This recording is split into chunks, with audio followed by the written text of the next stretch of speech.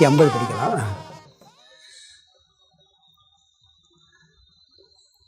அச்சிந்த்யா கலுயே பாவாம் ந தாம் தர்க்கேஷு யோஜயேத் அஜிந்த்ய ரஜனா ரூபம் மனசா பீஜகத் கலு அஜிந்த்யா கலுயே பாவாம் ந தாம் தர்க்கேஷு யோஜயேத் அஜிந்த்ய ரசனா ரூபம் மனசா பீஜகத் கலு. இங்கே சம்பிரதாயத்தில் இந்த மாயையை பற்றி ஒரு முக்கியமான கருத்து, ஒரு வாசகம் வரும். அதை சொல்கிறாருங்க. இந்த நிறைவு பண்ண போகிறார். 152 இந்த மாயா தத்துவம் நிறைவாகுது. அதனால் இந்த சம்பிரதாயத்தில் வரக்கூடிய ஒரு கருத்தை இங்கே சொல்கிறார். எந்த ஒன்று சிந்தனைக்கு அப்பாற்பட்டும் தர்க்கத்திற்கு அப்பாற்பட்டும் இருக்கிறதோ அந்த விஷயத்தை சும்மா தர்க்கத்தை போட்டு விவாதம் பண்ணிட்டு இருக்கக்கூடாது. ஒரு விஷயம் சிந்தனைக்கு அப்பாற்பட்டதுன்னு சொல்லிட்டாலே அதை தர்க்கத்துக்குள்ளே கொண்டு வரக்கூடாது. அது அங்கே தர்க்க புத்தியை விட்டுவிட வேண்டும் அப்படிங்கிறாங்க. உண்மையை மட்டும்தான் எடுத்துக்கொள்ள வேண்டும். பொதுவாக அந்த வேதாந்த உண்மையை எடுத்துக்கிறதுக்கு நம்மளுக்கெல்லாம் கஷ்டம் இருக்குது. காரணம் என்னன்னு சொன்னால், பொதுவாக நம்ம ஆரம்பத்தில் எதை சொன்னாலும் நம்புவோம். ஒருத்தர் சொன்ன உடனே முதல்ல என்ன பண்ணுவோம்னா அதோடைய மதிப்பு மரியாதையை வச்சு நம்புவோம். அதுக்கு உதாரணம் பார்த்தோன்னா ஜோதிடரை போய் ஜோசியம் பார்க்குறோம். ஜோசியரை நம்பித்தான் பார்ப்போம். அவர் என்ன பண்ணுவார், நீ இதனால தான் உனக்கு இந்த கஷ்டம் வந்திருக்கு, இந்த கோயிலில் போய் இந்த பரிகாரம் பண்ணால் சரியாகும்பார். அதுவும் அந்த கோயில் சொல்வார். இப்போ சனீஸ்வரன் கோயில் குச்சனூர்லேயும் இருக்குது, கும்பகோணத்துலேயும் இருக்குது. அவர் நீ இந்த கும்பகோணம் கோயிலில் தான் போய் பண்ணணும்பார். புரியுதுங்களா? அன்றைக்கி என்ன பண்ணுவான், நம்மளுக்கு கஷ்டம் தீர்றதுக்கு உடனே நம்பி என்ன பண்ணுவோம், அதுக்கு முதல்ல அந்த செயலை நம்ம செய்வோம். ஏன்னா முதல்ல நம்பிடுவோம் நம்ம. பிறகு என்ன பண்ணுவோம், எல்லாம் ஒரே சாமி தானே, அங்கே பண்ணேன்னா இங்கே பண்ணேன்னா அப்படின்னு ஒரு ஆராய்ச்சி வரும். ரெண்டாவது பிறகு என்ன பண்ணுவோம்னா கொஞ்சம் பண்ணிக்கிடுவான். சரி இதில் எல்லாம் ஒன்று புரிய ஆரம்பித்த உடனே அதுக்கு ரொம்ப முக்கியத்துவம் கொடுக்க மாட்டான். பிறகு என்ன பண்ணுவான், சரி பிறகு கடைசியாக திருப்பி நான் அதுக்கே வருவேன். சரி அங்கே போகிறேன் பண்ணிட்டு போவேன். முதல்ல பயத்தில் பண்ணுவான். பிறகு என்ன பண்ணுவோம், சரி பண்ணிக்கிறேன். இப்படி தான் நம்மளுடைய அந்த புத்தி வேலை செய்கிறதே இருக்குது. பிறகு என்ன செய்வோம்னு சொன்னால், இங்கே என்ன சொல்கிறாருன்னா, முதல்ல வேதாந்தத்தில் கேள்வி கேட்காமல் முதல்ல ஒத்துக்குருவோம். பிறகு என்ன பண்ணுவோம், எதை எடுத்தாலும் ஒரு கேள்வியை கேட்போம். கேள்வி கேட்டு அது ஏன் இது ஏன் அப்படின்னு கேட்போம். இந்த காரண காரிய தத்துவத்தெல்லாம் படித்து எல்லாம் படிப்போம். பிறகு புத்தியை பயன்படுத்த ஆரம்பிப்போம். புத்தியை பயன்படுத்த ஆரம்பிச்சுட்டு கடைசியில் என்ன பண்ணணும் தெரியுங்களா, முதல்ல அறியாமையை நீக்கிறதுக்கு வேதத்தை ஒத்துக்குருவோம். பிறகு கேள்வி கேட்போம். பிறகு கேள்வி கேட்டு கடைசியில் என்ன வரும் தெரியுமா, இந்த கேள்வியே தேவையில்லை சொல்லி திருப்பி சொல்கிறத ஒத்துக்குருவோம். ஏன்னா அந்த புத்தியெல்லாம் தீட்டுவோம். முதல்ல தீட்டக்கூடாதுன்னு சொல்லலை, தீட்டி எல்லாம் ஆராய்ச்சி பண்ண பிறகு வேதம் சொல்கிறதாம்பா சரி அப்படின்னு ஏற்றுக்கிறக்கூடிய ஒரு இது இருக்குது. அதனால் என்ன சொல்கிறாருன்னா, இதெல்லாம் பண்ணி பார்த்துட்டாங்க எல்லோரும். அதனால் சிந்தனைக்கும் இதுக்கு எட்டாததை சும்மா போய் எந்த நேரம் பார்த்தாலும் அந்த வாதம் பண்ணிக்கிட்டு இருக்க வேணாம் அப்படிங்கிறார். அதாவது முதல்ல என்ன பண்ணோம், அறியாமையில் இருந்த மனசு ஒரு பகவத்கீதையில் இப்படி சொல்லியிருக்கு, வேதத்தில் சொல்லியிருக்கு, முதல்ல ஏற்றுக்கிறோம். பிறகு என்ன ஒன்றும் அது எப்படி அனுபவத்துக்கு இதுக்கு பொய்யா இருக்குன்னு சொல்லி பிறகு கொஞ்சம் விசாரம் பண்ணி தர்க்கத்தெல்லாம் பயன்படுத்துவோம். புத்தியை பயன்படுத்தி புத்திபூர்வமும் பிறகு அதை ஏற்றுக்கிடுவோம். பிறகு கடைசியில் என்ன பண்ணுவோம்னா, மூணாவதாக புத்தியும் அதில் தோஷம் வருதுப்பா, அது சொல்லியிருக்கிறதே கரெக்டாக அப்படியே ஏற்றுக்குருவோமா. இப்படி 3 ஸ்டெப்பு நம்ம இந்த ஆன்மீகத்தில் தத்துவத்தை புரிஞ்சுக்கிறதுக்கு வருது. அதை இங்கே என்ன சொல்கிறாருன்னா, சம்பிரதாயத்தில் அதை சொல்லி வருகின்ற சுலோகம் முதல் வரியில் வருது. அச்சிந்த்யா கலுயே பாவாகா. அது ஏன்னா அச்சிந்த்யா பாவாகா. ஏன்னா எந்த தத்துவங்கள், பாவாகனா எந்த தத்துவங்கள் சிந்தனைக்கு எட்டாத, எந்த தத்துவங்கள் சிந்தனைக்கு எட்டாததாக இருக்கின்றதோ, பாவாகா கலுன்னு இருக்கு. எந்த தத்துவங்கள் சிந்தனைக்கு எட்டாததாக உண்டோ, அதாவது ஒரு வஸ்து இருக்குன்னு சொன்னால் அது வருவதற்கு காரணம் என்ன, அது எப்படி வந்தது, அது உற்பத்தி எப்படியானது, இப்படியெல்லாம் ரொம்ப ஆராய்ச்சி பண்ணி போனால் ஒரு லிமிட்டுக்கு மேலே அங்கே என்னாகும், அறிவு வேலை செய்யாமல் புஷ்டாப்ப சிந்தனைக்கு எட்டாமல் போயிடும். இதுக்கு மேலே கேள்வி கேட்க முடியாது. கேட்டால் அந்த அப்படியே போய்கிட்டே இருக்குது. அப்போ என்ன பண்ணுவாங்க, அப்படி இதுக்கு என்ன கேட்டாலும் அதுக்கு ஒரு பதில் சொல்லலாம். நான் சாதாரணமாக ஒன்று சொல்லியிருக்க ஒரு இது கேட்டிருக்கேன், எல்லாருக்கும் சொல்கிறது உண்டு. இந்த நம்பர்லேயும் சரி ஸ்பேஸ்லேயும் சரி, நம்பரில் ஒரு நம்பர் குறைந்த நம்பர் யாராலும் சொல்ல முடியுமா? இருக்கிறதுலே சின்ன நம்பர் சொல்ல முடியுமா? என்ன சொல்லுவீங்க? ஜீரோவா? ஜீரோன்னு சொல்ல முடியும். ஜீரோ நம்பர் இல்லை. என்ன சொல்லலாம்? இப்போ அரை, கால், அது கீழே 0.01 சொல்லலாம். வேறு அடுத்து 0.001 சொல்லலாம், 0.0001 சொல்லலாம். இப்படி .∞0 சொல்லி ஒன்று சொல்லலாம். நம்பரில் பார்த்தீங்களா? நான் சின்ன நம்பர் சொல்ல முடியுதா? பெரிய நம்பர் சொல்லிடுங்க பார்ப்போம். எழுதிக்கிட்டே போகலாம். விண்வெளியில் எவ்வளோ இருக்கோ அதோட போட்டுக்கிட்டே போகலாம். அதே பாயிண்ட் போட்டு 0 போட்டுக்கிட்டே போகலாம். குறைஞ்ச நம்பரும் சொல்ல முடியலை, இதவே சொல்ல முடியலையே. இந்த உலகத்தை இப்படி சொல்லுவீங்க? ஒரு சாதாரண விஷயம். ஸ்பேஸில் விஞ்ஞானிகள் ஸ்பேஸ் எக்ஸ்பேன்ஷன் ஆகிட்டே போகுதுன்னு ஒரு வார்த்தை சொன்னால், ஸ்பேஸே இடைவெளி, இடைவெளி எக்ஸ்பேன்ஷன், அது எங்கே எக்ஸ்பேன்ஷன் ஆகுது? அது எதில் எங்கே எக்ஸ்பேன்ஷன் ஆகுது? ஒரு கொஸ்டின் பண்ணி பாருங்கள். சரி, இதோட முடிஞ்சு போகுதுன்னா எதனால் முடியப்பட்டது? கொஞ்சம் கேட்டு பாருங்கள், பதிலே கிடைக்காது. டைம், ஸ்பேஸு, இதுக்கெல்லாம் நீங்கள் கொஞ்சம் திங்க் பண்ணால் போதும், அது பதில் சொல்ல முடியாதுங்கிறதே புரிஞ்சுக்கிற முடியும். அதுதான் என்ன சொல்கிறாருன்னா, அச்சிந்தியா பாவாக, எந்த தத்துவங்கள் சிந்தனைக்கு எட்டாததாக இருக்கின்றதோ அதை போட்டு தர்க்கத்துக்குள்ளே கொண்டு வராத. அதை நீ வாதம் பண்ணி அது இப்படியான்னு சொல்லி ரொம்ப போட்டு அதை தர்க்கத்துக்கெல்லாம் கொண்டு ஆராய்ச்சி பண்ணாத அப்படிங்கிறார். தான் தர்க்கேஷு ந யோஜயேத்து, முதல் வரையில் 2வது பகுதி. தான் தர்க்கேஷு ந யோஜயேத்து, அதை அந்த பதார்த்தங்களை தர்க்கத்திற்குள் கொண்டு வரக்கூடாது. தர்க்கத்தை இங்கே பயன்படுத்தாத. உன் புத்தியை தீட்டுவதற்கு, ஏதோ புரிகிறதுக்கு வேதத்தை மையமாக வச்சுக்கிட்டு பயன்படுத்தலாம். இந்த கருத்து இப்படி சொல்லியிருக்கு, அனுபவத்தில் பொய்யா இருக்குது, அதை ஆராய்ச்சி பண்ணி அதை புரிகிறது வரைக்கும் பயன்படுத்தலாம். அதுக்கு மேலே அங்கே தர்க்கத்துக்கு வேலையே இல்லை. ஒருத்தருக்கு ஒரு விஷயத்தை புரிய வைக்க முயற்சி பண்ணுறோம், அவருக்கு புரிய வைக்க முடியலை, கொஞ்சம் லாஜிக்காக சொல்லி பார்ப்போம், அதுக்கு மேலே புரிய வைக்க முடியலை, என்ன பண்ணுவான்? விட்டுட்டு வந்துடுவோம். அதுக்கு மேலே நீங்கள் பேசினா உங்களுக்கு பைத்தியம் பிடிச்சிடும். அவர் போட்டு உங்களை குழப்பிக்கிட்டு இருப்பார், அவரையும் புரிய வைக்க முடியாது, நம்மளுக்கும் டென்ஷன் ஆயிடும். அப்போ என்ன பண்ணுவான்? இவன்கிட்ட பேசி பிரயோஜனம் இல்லைப்பா அப்படின்னு சொல்லி விட்டு வந்துடுவோம். அங்கே விதண்டா வாதம் தான் வரும், வேறு ஒன்றுமே ஏற்படாது. இந்த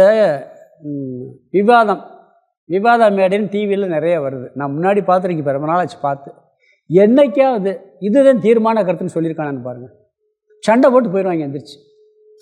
இந்த விவாத மேடைன்னு ஒன்று நடக்குது. நான் இப்போ பார்த்து ரொம்ப நாளாச்சு. பார்த்தா இதுதான் கருத்து, இதுதான் ஃபைனல்னு ஏதாவது தீர்மானம் பண்ணி சொல்லியிருப்பாங்களான்னு பார்த்தா இப்போ எப்படி இருக்கோன்னு தெரியலை. ஒன்றுமே, ஏன்னா கடைசியில் ஒரு ரிசல்ட் இருக்காது. இவன் கருத்தை சொல்லுவான், அவன் கருத்தை சொல்லி சண்டை போட்டு எந்திரிச்சு போயிடுவான். சில பேர் இடையில எந்திரிச்சு போயிடுவான். இதுதான் நடக்குது. அதெல்லாம் தேவையற்ற வாதம். அது மாதிரி நீ இந்த மாயா விஷயத்துக்குள்ளே ஒரு லிமிட்டுக்கு மேலே போனேன்னு சொன்னால் அது இப்படித்தான் புரிஞ்சுக்கிட்டு பேசாமல் விட்டுரு. அதுக்கு மேலே அங்கே ஆராய்ச்சியே தேவையில்லை. தர்க்கம் பயனற்றது. எங்கே பயன்படுத்தணுமோ அங்கே அந்த அளவுக்கு பயன்படுத்தணும், அதுக்கு மேலே அதை பயன்படுத்தக்கூடாது. உலக விவகாரத்திலே அப்படித்தான் இருக்குது. சாதாரண நம் ப்ராக்டிக்கல் லைஃப்லேயே, இந்த ப்ராக்டிக்கல் லைஃபே உலகம் தானே, அந்த உலகம் தானே மாயை. பிறகு மாயா விஷயத்தில் போய் எங்கே போய் கண்டுபிடிக்க போகிற? ஒன்றையும் கண்டுபிடிக்க முடியாது. அதனால் என்ன சொல்கிறாருன்னு சொன்னால், முதல்ல என்ன பண்ணுவோம்? மாயை, காவரண சக்தி, விக்ஷேப சக்தி, ஆச்சரியம் எல்லாம் பார்த்து சொல்லுவோம், அதிசயமாக வேலை செஞ்சுக்கிட்டே இருக்கு. ஆனால் அதை ஒரு அளவுக்கு மேலே புரிஞ்சால் போதும், அதுக்கு மேலே அங்கே கேள்வி கேட்கக்கூடாது. ஏன்னா அதுவே கொஸ்டின் மார்க். கேள்வியவே நீ கேள்வி கேட்காதே, அது கேள்வி ஸ்வரூபமாக இருப்பதால்ங்கிறார். இது வேதத்தில் ஒரு பிரபலமான வாக்கியமாக. அதனால் 2வது வரியில் சொல்கிறார் அந்த வாக்கியத்தை. அச்சிந்திய ரச்சனா ரூபம் மனசா அபி ஜகத் கலு. இது 2வது வரி. இந்த வரி அச்சிந்தியா ரசனா ரூபம் மனசா அபி ஜகத் கலு. ஜகத்கலுனா உலகமானது உண்மையிலேயே மனசா அபி அச்சிந்திய, மனதினாலும் சிந்திக்க முடியாத ரஜனா ரூபம், அமைப்பு முறையான ஒரு தத்துவம். இந்த உலகம் எப்படி இருக்காம்னா மனசுனால் கூட சிந்திக்க முடியாத ஒரு அமைப்பு முறையான ஒரு தோற்றம் இப்படின்னு சாஸ்திரங்களில் ஒரு பிரபலமான வாக்கியம் இருக்குது. இதுதான் ஃபைனல். இதெல்லாம் கண்டுபிடிச்சி சொல்லிட்டாங்க. இந்த வாக்கியத்தோடு நீ முடிச்சுக்க, அதுக்கு மேலே நீ வேணாம். எவ்வளவு தூரம் செஞ்சிச்சாலும் சரி, அங்கே ஒரு அந்த அமைப்பு முறையை, உலகத்தினுடைய அமைப்பு முறையை உன்னால் புரிஞ்சு கொள்ளவே முடியாது. வேறு எதுக்கு படைப்பு, ஆகாசம், பிராரப்த கர்மம், ஆகாமிய கர்மம், சஞ்சித கர்மம் எல்லாம் படிக்கணும்னு சொன்னால் ஆரம்பத்தில் கொஞ்சம் தேவை. இதெல்லாம் ஆரம்பத்தில் தெரிஞ்சுக்கிற வேண்டிய அவசியம் இருக்குது. தத்துவம் நல்லா புரிஞ்சுன்னா இதுக்கு ரொம்ப முக்கியத்துவம் கொடுக்கும். இப்போ நம்மளே விளக்குறோம், ஆகாமிய கர்மம் என்ன, பிராரப்த கர்மம் என்ன, இதே வருது. இந்த அபரோக்ஷ அனுபூதியில் ஞானிக்கு பிராரப்த கர்மமும் இல்லை அப்படின்னு வரும் பின்னாடி. அப்போ அந்த கர்மமெல்லாம் விளக்குறோம், புரிஞ்சுக்கிறோம். ஆனால் ரொம்ப நல்லா டீப்பாக போயாச்சுன்னா அது ஓரளவுக்கு புத்தியை தீட்டி அமைதிப்படுத்தான். அதுக்கு மேலே அங்கே போனால் கொஸ்டின் மார்க்கே நிற்குமே ஒழிய ரொம்பையும் போட்டு குழப்ப வேணாம் அப்படிங்கிறது. ஒரு உதாரணம் சொல்லுவாங்க. கடலில் ஒரு மீன் இருக்கான், அது ஒரு வகையான மீனாம். அந்த மீனை நீங்கள் ரெண்டாக வெட்டிட்டீங்கன்னா ஒரு பகுதி இந்த பக்கம் போகுமா, ஒரு பகுதி இந்த பக்கம் போகுமா, இதில் இல்லாத பகுதி அதில் வளர்ந்துருமா, இதில் இல்லாத பகுதி இதில் வளர்ந்துருமா. இப்போ முன்பகுதி பின்பகுதியில் இருக்க மீனுக்கு அதுவாக வளர்ந்துருமா, பின்பகுதியில் இருக்க மீனுக்கு முன்பகுதி வளர்ந்துருமா, வளர்ந்து ரெண்டு டைரெக்ஷனில் போய் வேலை செய்யும், அது பாட்டுக்கு வாழ்க்கையை நடத்திக்கிட்டு இருக்குமா. இப்படி ஒரு வகையான மீன் இருக்கான். இப்போ இந்த பிராரப்த கர்மம்னு சொல்கிறோம். அந்த மீன் வளர்ந்தது இதில் பிராரப்த கர்மத்தில் பிறந்துச்சு. இப்போ ரெண்டாக வெட்டியாச்சு.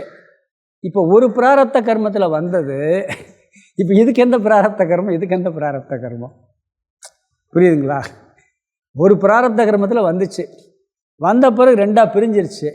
அது வாழ்க்கை வேறையாக இருக்குது, இது வாழ்க்கை வேறையாக இருக்குது. அப்போ இதுக்கு பிராரப்த கர்மம் எப்படி?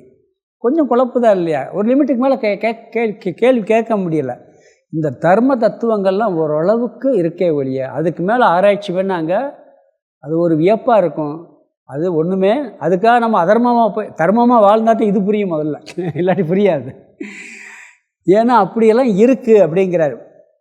இப்போ இன்னொரு விஷயம் இருக்குது. இந்த உடம்பு இருக்குது, ஒவ்வொரு செல்லும் ஒரு உயிர் தானே. டாக்டர் செல் ஒவ்வொரு செல்லும் ஒரு உயிர் தானே, ஒவ்வொரு செல்லுமே ஒரு உயிருங்கிறாங்க. அது செல்லு இன்னொரு செல்லை உற்பத்தி பண்ணுதுங்கிறாங்க. ஃபேக்டீரியாக்கள் இருக்குது, ஃபேக்டீரியாக்கள் இன்னொரு ஃபேக்டீரியா உற்பத்தி பண்ணுது. இப்போ கொரோனாங்கிறது ஒரு இது, அது இன்னொரு என்ன பண்ணுது, அதுவும் ஒன்று உற்பத்தி பண்ணுது. அது ஒரு உயிர் தத்துவமாக இருக்குது, அது இன்னொரு உயிர் அங்கே உற்பத்தி பண்ணுது. அப்படி சின்ன சின்ன ஃபேக்டீரியாக்கள் ஒரு உயிரணுக்கள் சேர்ந்து இந்த உடம்பு. அப்போ அது ஒவ்வொன்றும் ஒரு உயிர்னா இந்த உடம்பு நாம் எல்லா உயிரும் சேர்ந்ததா. அப்போ அதுக்கு ஒரு பிராரப்த கர்மம் இருக்கணும். அந்த எல்லா பிராரப்த கர்மம் சேர்ந்து இந்த பிராரப்த கர்மமா? நீங்கள் கொஞ்சம் யோசிச்சு பாருங்கள். உள்ளுக்கிற ஒவ்வொரு இருக்கா இல்லையா, ஒவ்வொன்றும் ஒரு உயிருங்கிறாங்க, ஒவ்வொரு அணு ஒரு உயிருங்கிறாங்க, ஒரு செல்லுங்கிறாங்க, செல்லுக்கு ஒரு உயிர் தத்துவம். அந்த செல்லு அழிஞ்சு இன்னொரு செல் உருவாகுதுங்கிறாங்க, அது ஒன்று உருவாக்குதுங்கிறாங்க. அப்போ அது ஒரு உயிர் தத்துவமாக இருக்குது. அப்போ அது உயிர்னு சொல்லியாச்சுன்னா அதுக்கு ஒரு பிராரப்த கர்மம் இருக்கணும். அப்போ எல்லா செல்லும் சேர்ந்து இந்த உடம்புன்னா எல்லா பிராரப்த கர்மம் சேர்ந்து இந்த பிராரப்த கர்மமா? ரொம்ப டீப்பாக போனீங்கன்னு வச்சுங்க, ஒரு குழப்பம் வருதா இல்லையா? கொஞ்சம் யோசித்து பார்த்தா புரியும். அப்போ இதெல்லாம் எப்படி எல்லா ஃபேக்டீரியாவுக்கும் சேர்க்கதே நாமன்னு சொன்னால் ஒவ்வொரு ஃபேக்டீரியாவுக்கும் ஒரு உயிருங்கிறாங்க, அது உற்பத்தி பண்ணது. அப்போ அதுக்கும் ஒரு கர்மம் இருக்குது. அப்போ இந்த உடம்பு எப்படி வந்துச்சு? மேலோட்டமாக எல்லாம் கரெக்டாக இருக்கும், அது இருக்குது, இல்லைன்னு சொல்லலை, ஒரு ஸ்டெப்பு வரைக்குமே இருக்குது. அதுக்கு மேலே டீப்பாக போனாங்க, இதை பற்றி ஒன்றுமே ஒரு ஆச்சரியம். அதனால் என்னென்னா இருக்கிற வரைக்கும் நல்லா வாழணும், அமைதியாக வாழணும், தர்மமாக வாழணும். போய்கிட்டு ரொம்ப போட்டு குழப்பிக்கிட்டு இருக்க வேணாம், நீ போய்கிட்டே இருங்கிறார். அதனால் என்ன சொல்கிறாருன்னா, கஷ்டப்பட்டு நம்ம என்ன பண்ணுறோம், ஆகாமி செஞ்சதெல்லாம் படிக்கிறோம், போய் அதெல்லாம் ஓரளவுக்கு உண்மையை ஒழிய ரொம்ப ஆராய்ச்சி பண்ணி பார்த்தாங்க கொஸ்டின் மார்க்கில் போய் நிற்கிது. பெரிய பயமே வந்துடும், சில நேரம் ஆச்சரியமாக இருக்கும் அதில். அதனால் கடைசியில் படிச்சுட்டு என்ன ஆகும் தெரியுமா, படித்ததெல்லாம் 0, ஒன்றுமே இல்லை அப்படின்னு புரிஞ்சுக்கிற போது நாம் எல்லாம் தெரிஞ்சவனாகிடுறோம். படித்ததெல்லாம் ஒன்றும் இல்லைன்னு தெரியும் போது நம்ம எல்லாம் படித்தவனாக ஆகி விடுகிறது. இதுதான் வேதாந்தத்தில் பெரிய ரகசியங்கிறார். என்ன சொல்கிறோம், தார்க்கியர்கள் நாம் விளக்க முடியாதுங்கிறோம், ஒன்று அறியவில்லைன்னு சொல்கிறோம். அதை அவங்க நம்மளுக்கு குறையாக சொல்கிறாங்க.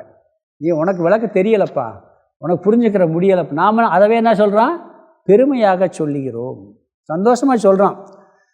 என்ன நம்ம என்ன சொல்கிறோம், குறையா நம்ம சொல்கிறத விளக்க முடியாதுங்கிறத அவங்க குறையா சொல்கிறாங்க. நாம் என்ன சொல்கிறோம், இதுதான் முடிவு, இதுதான் உண்மையிலேயே எங்களுக்கு பெருமைன்னு சொல்லி நாம் இதை மித்தியா அப்படின்னு சொல்கிறோம். அதாவது புரிந்து கொள்ள முடியாதது என்பதையே அவங்க புரிஞ்சுக்கிறல. இது புரிஞ்சு கொள்ள முடியாததுங்கிறத அவங்க புரிஞ்சுக்கிற முடியலை. அது அவங்களுக்கு ஒரு பெரிய குறை. நாம் என்ன பண்ணோம், புரிஞ்சுக்கிற முடியலைன்னு சொல்கிறீங்களேன்னு அதை குறைய அவங்க சொல்கிறாங்க. அப்படி கிடையாது. ஒருத்தருக்கு தெரியாதுங்கிறது முதல்ல தெரியணும், அவன் வாழவே முடியாது. இப்போ ஒருத்தர் காரை ஓட்ட சொல்கிறாங்க, அவன் பாட்டுக்கு ஓட்டினா எப்படி இருக்கும்? எனக்கு கார் ஓட்ட தெரியாதுன்னு முதல்ல தெரியணும். தெரியாதுங்கிறது அவனுக்கு தெரியணும் முதல்ல.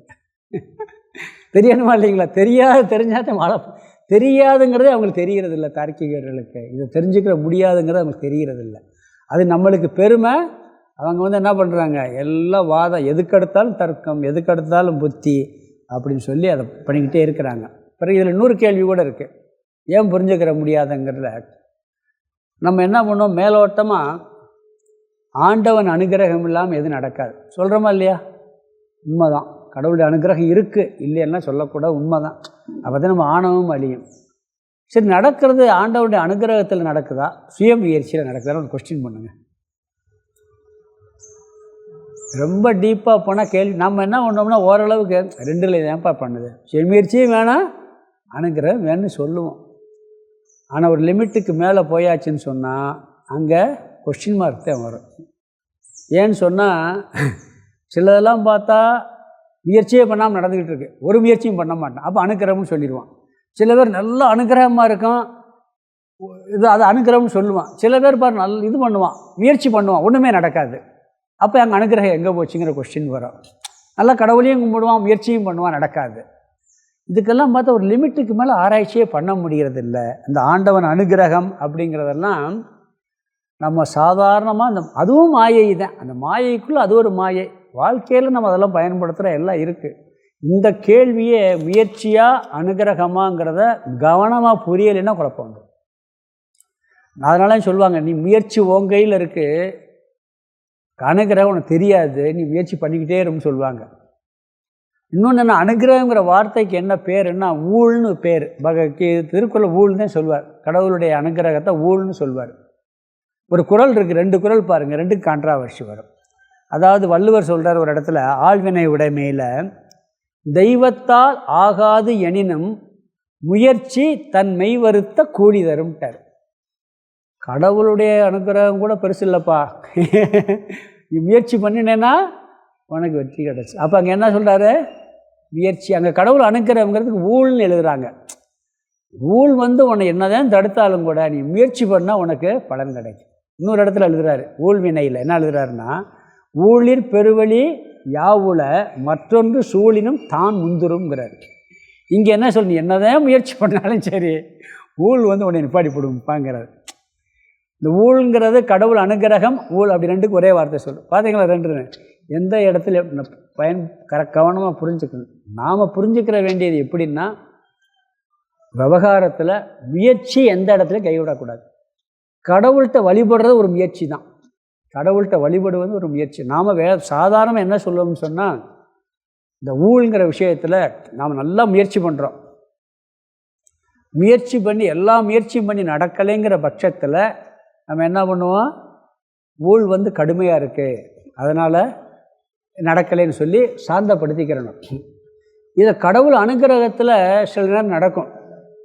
அப்போ என்ன சொல்லுவாங்கன்னா, சில லாஜிக் சில பேர் எப்படி சொல்கிறாங்கன்னா, நம்மளுடைய ஊழ்ங்கிறது என்ன, ஏற்கனவே செஞ்ச பாப புண்ணியம், அந்த மொத்த ஸ்டாக் இருக்குது, அது யார் கையில் இருக்குது, கடவுள் கையில் இருக்குது. ஒரு ஜோசியக்காரர் சொல்லிடுறாரு, அப்பா உனக்கு விதி கடுமையாக இருக்குது, 7 நாடு பிடிச்சி ஆட்டுது, நீ என்ன பண்ணாலும் இதில் தப்பிக்கவே முடியாது அப்படின்னு சொல்கிறாரு.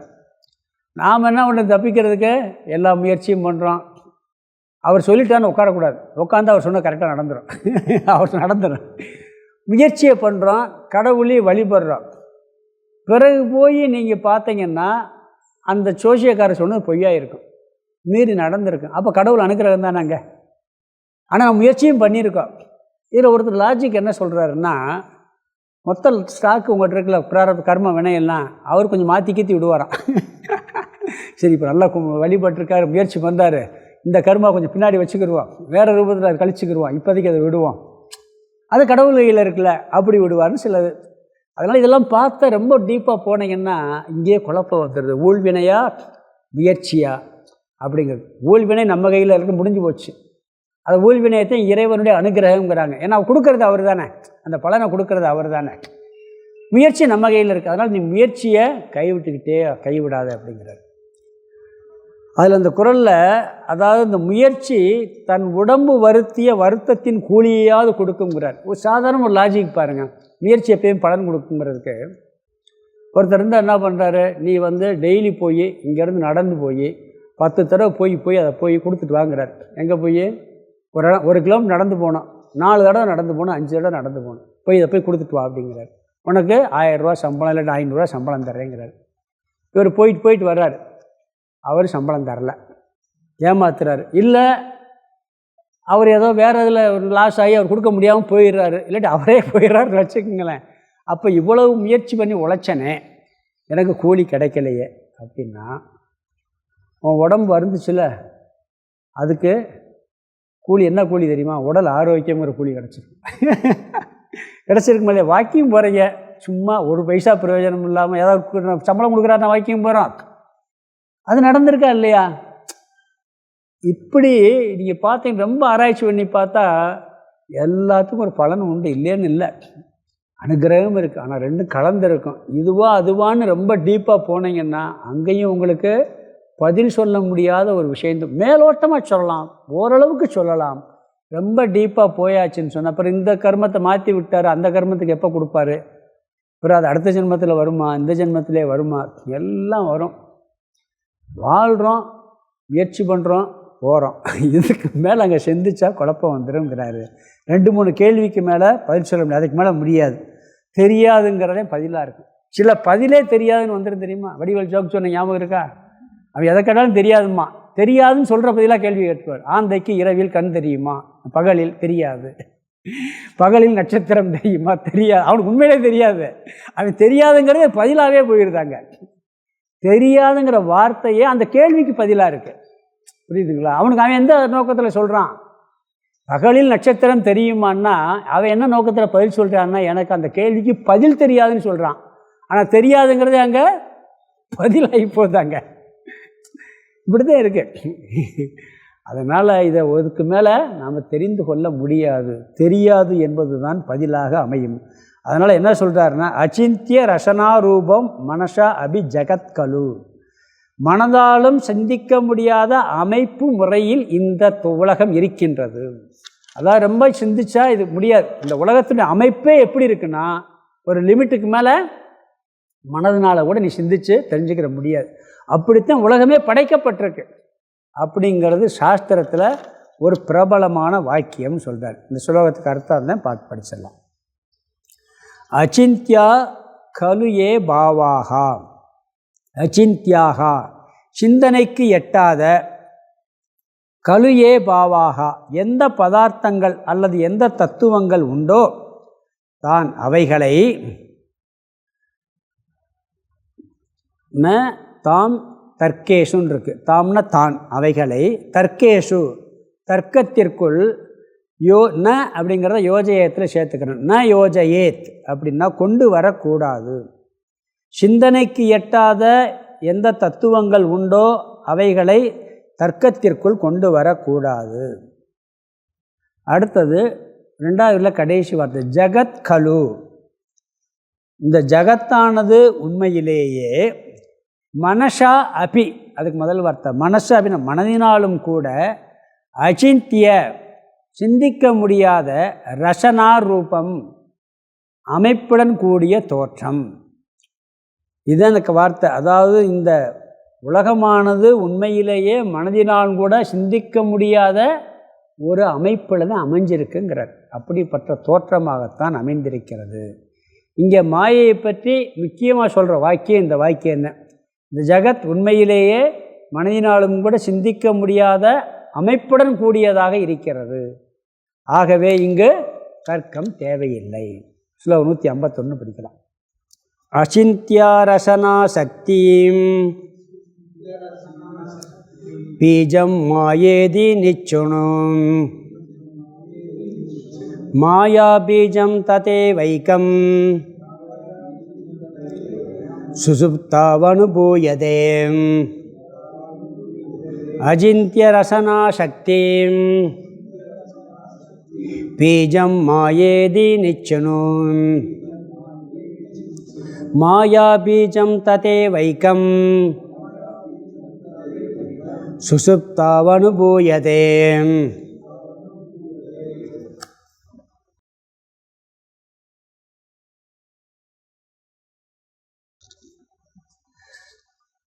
சென்ற ஸ்லோகத்தில் இந்த உலகம் மனதால் கூட சிந்திக்க முடியாதாக இருக்கிறது. இது பிரசித்தமான சாஸ்திர வாக்கியம்னார். இங்கே இந்த உலகத்துக்கு மாயைக்கும் உள்ள சம்பந்தத்தை ஒரு உதாரணத்தினால சொல்கிறார். மனதாலும் சிந்திக்க முடியாத இந்த உலகை உண்டு பண்ணியது எதுன்னு கேட்டால் மாயையினுடைய ஒரு சக்தி அப்படிங்கிறார். அந்த சக்திக்கான விதை தான் மாயை. அந்த மாயைங்கிறது ஒரு விதை ரூபத்தில் இருக்குது. அந்த சக்தி வந்து ஒரு விதை ரூபத்தில் இருக்குது. உலகத்தின் அமைப்பையும் விளக்க முடியாது, மாயையும் நாம் விளக்க முடியாது. மாயை சக்தி ரூபமாக இருக்குது. அது வெளிப்பட்டால் இந்த உலகமாக இருக்குது. வெளிப்பட்டால் தான் தெரியும். வெளிப்படுற வரைக்கும் அது தெரியாது. விதை முளைச்சி வெளிவந்தால் தான் அதில் எந்த சைஸ், என்ன மரம், அதில் என்ன மாதிரி அமைப்பு இருக்குன்னு தெரியும். அது வரைக்கும் என்ன, சில விதைகள் ஒரே மாதிரி இருக்கும், உள்ளே எப்படிப்பட்டது தெரியாது. வெளிப்படும் பொழுது தான் அதனுடைய சக்தி, அதனுடைய தோற்றமெல்லாம் தெரியும். இப்படி மாயை முதல்ல எப்படி இருக்குது? விதை ரூபத்தில் வெளிப்படாமல் இருக்கிறது. அந்த சக்தி வெளிப்படுவது வரைக்கும் அது வெளியே தெரியாது.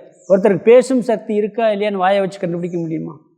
கேட்கும் சக்தி இருக்கா இல்லையான்னு கண்டுபிடிக்கும். கால் இருக்கும், உட்காந்துருப்பார், கையெல்லாம் இருக்கும், ஆனால் நடக்கிற சக்தி இருக்காது. அப்போ தூக்க சொல்லி பார்த்தா தூக்க முடியும்னா சக்தி வருது, இல்லைன்னா இல்லைன்னு அர்த்தம். அது வெளிப்பட்டாதான் தெரியும். உள்ளே இருக்கா இல்லையான்னு கண்டுபிடிக்க முடியாது. அது மாதிரி மாயைக்குள்ளே எல்லாம் இருக்குது, ஆனால் வெளியே தெரியாமல் இருக்கின்றது.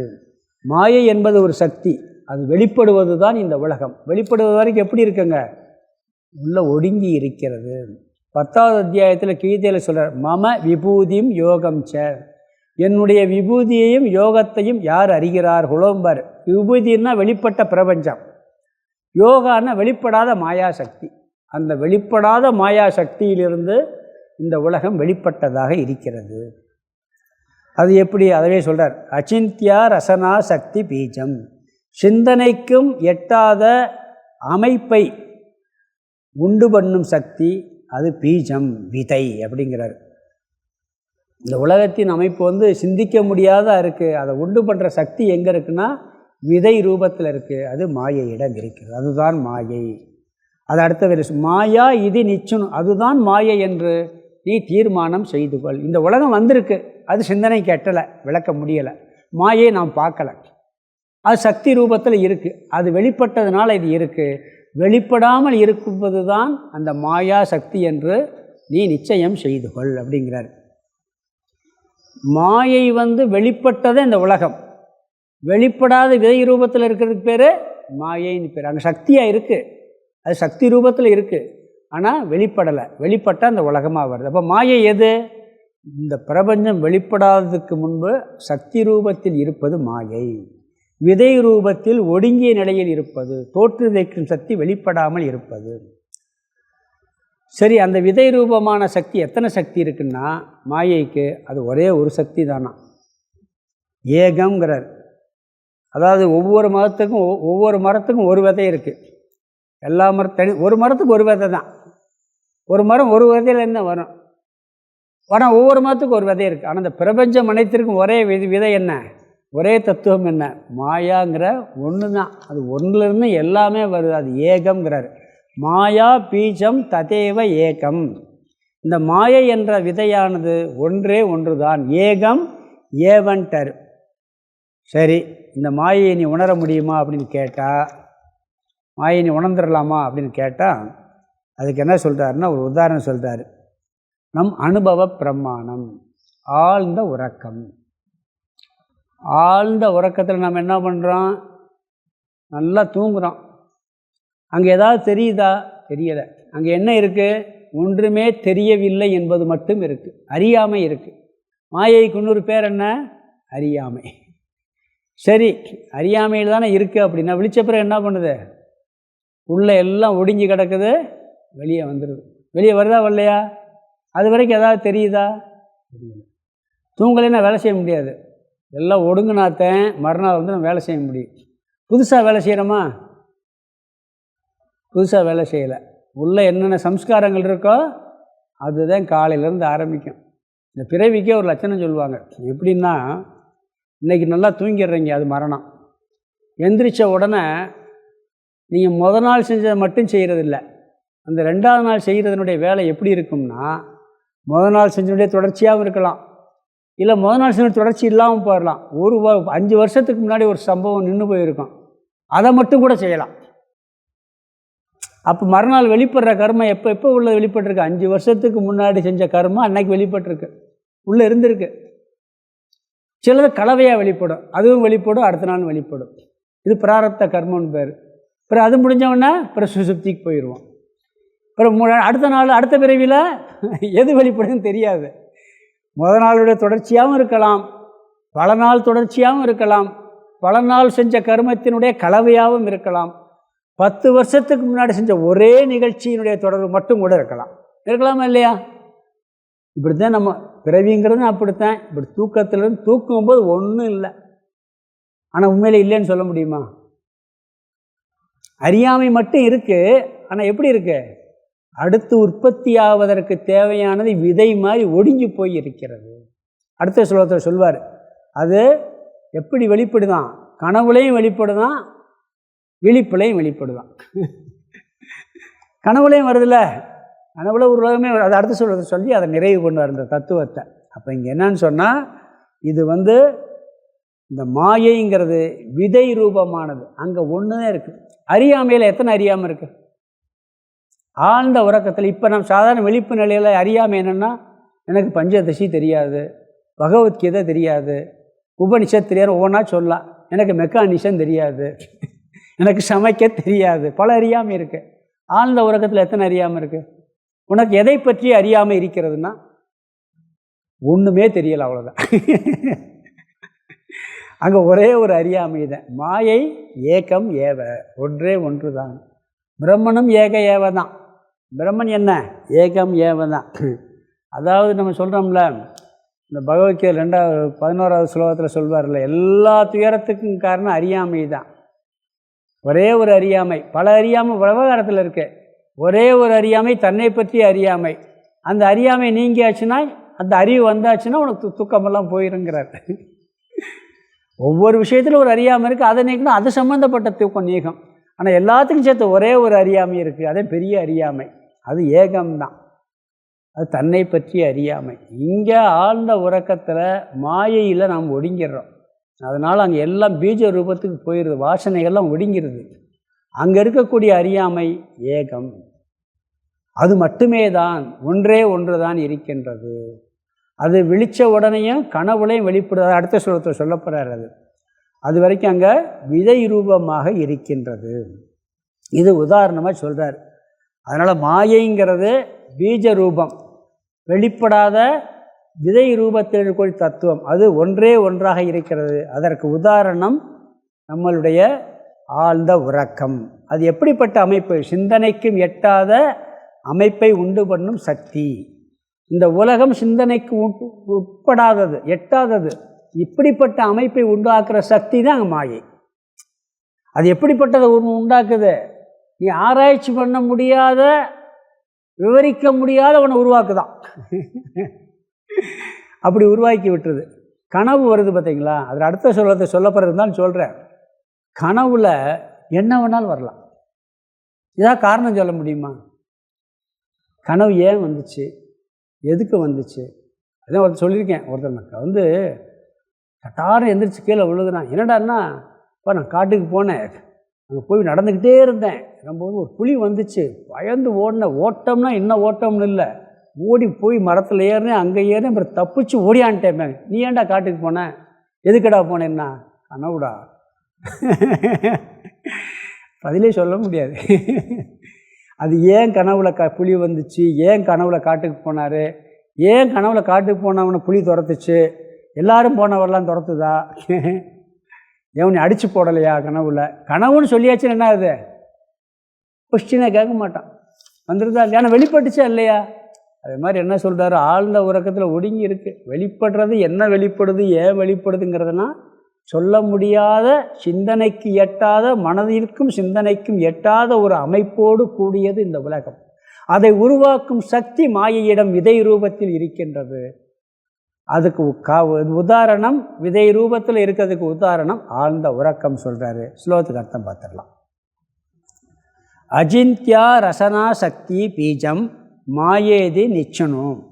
அச்சிந்திய சிந்தனைக்கும் எட்டாத, ரஜனா சக்திகி அதாவது அமைப்பை உண்டு பண்ணும் சக்தி. அந்த உலகத்தினுடைய அமைப்பு எப்படி இருக்கான், சிந்தனைக்கும் எட்டாத ஒரு அமைப்போடு இருக்கான் அந்த உலகம். அப்படிப்பட்ட அமைப்பை உருவாக்குற சக்தி தான், அதுக்கு பேர் என்ன, பீஜம், அது விதை. அந்த உண்டு பண்ணும் சக்திக்கு பேர் பீஜம் அல்லது காரணம், அது மாயா. அடுத்த வார்த்தை மாயா. பீஜம் மாயா இது நிச்சனு என்று, இதுன்னா என்று, நிச்சனு தீர்மானம் செய்துகள். சிந்தனைக்கும் எட்டாத ஒரு அமைப்பை உண்டு பண்ணும் சக்தி மாயா என்று நிச்சயம் செய்துகள். மாயா என்ன பண்ணுது, ஆராய்ச்சி பண்ண முடியாத இந்த உலக அமைப்பை உருவாக்கக்கூடிய சக்தி தான் மாயை. அது விதை ரூபமானது என்று நீ தீர்மானம் செய்துகொள், உறுதி செய்துகொள். இது முதல் வரி. ரெண்டாவது வரியில் மாயா பீஜம், மாயா பீஜம் தத் ஏவ ஏகம். தத்து, தத் ஏவ ஏகம். தத்துனா அந்த, முதல் வார்த்தை மாயா, அந்த மாயா. பீஜம் விதையானது. அந்த மாயை என்ற விதையானது ஏகம் ஏவ, ஏவ ஏகம் இருக்கு. ஏகம் ஏவன்னா ஒன்றே தான், ஒன்று மட்டும்தான் அப்படின்னு அர்த்தம். அதுக்கு மேலே அது கிடையாது, ஒன்று மட்டுமே. அதுக்கு உதாரணம் என்ன, சுசுப்தவ் ஆழ்ந்த உறக்கத்தில் அனுபூயதே அனுபவிக்கப்படுகிறது. அது எங்கே அனுபவிக்கிறோம், ஆழ்ந்த உறக்கத்தில் ஒரே ஒரு அறியாமை இருக்குது, ஆனால் விதை ரூபத்தில் இருக்காது. ஆழ்ந்த உறக்கத்தில் வெளியே தெரியலையே ஒழிய, ஆனால் உள்ளுக்குள்ளே அத்தனை வாசகன்னு இருக்குது. அது இல்லைன்னா வெளியே எந்திரிச்சு காரியம் பார்க்க முடியுமா? முதல் நாள் எல்லா வாசனையும் மறந்து போச்சுன்னு வச்சுக்கோங்க, காலையில் எந்திரிச்சா ஒன்றுமே தெரியாது, இவர் யாருன்னு தெரியாது. எந்திரிச்சோன்னு அம்மாவை பார்த்து யாருன்னு கேட்போம், அப்பாவை பார்த்து யாருன்னு கேட்போம்.